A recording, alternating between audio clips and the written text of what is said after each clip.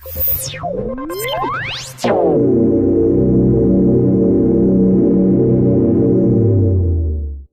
BigTrial.net, we hope to cover all the major crime trials across the country. I'm here in Philadelphia today, where mob boss Joe Legambi and 6 co-defendants are facing criminal racketeering conspiracy charges. The trial is now in its third week, and for the past 3 days, the jury has heard testimony from Louis Bent Finger Lou Monacello, a top mob associate who became a government informant after he was indicted along with Legambi and his co-defendants back in May of 2011.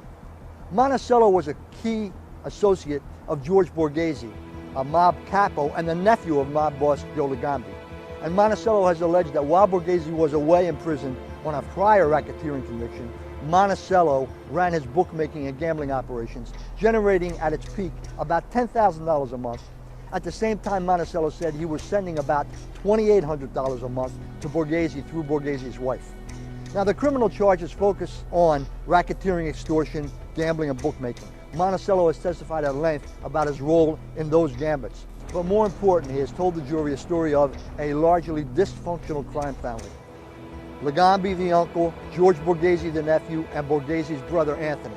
Monacello particularly appeared to enjoy testifying about the personal relationships and the interactions of the dysfunctional crime family. He said that while he was out on the streets working for Borghese, Legambi, the mob boss, tried to undermine his operations, and implied that Legambi wanted a piece of that action or total control of that action, even if it would take away some of the finances that was going to his jailed nephew. He also said that Borghese's brother Anthony was jealous of him, Monacello, because Borghese had tapped Monacello to run his operation when he went to jail. He also said that Borghese hated his uncle, Joe Legambi, and wanted to choke him. And he said Legambi once told him, "I hope my nephew does 100 years." That's kind of the dysfunctional crime family that Monacello was portraying for the jury. And that, coupled with his allegations involving loan sharking, extortion, gambling, all figure into the picture that prosecutors are trying to paint of a crime family out of control on the streets of Philadelphia. Conversely, defense attorneys who have begun to cross-examine Monacello allege that he has cut a deal with the government, is lying about his associations and his activities in order to get out from under his own criminal problems.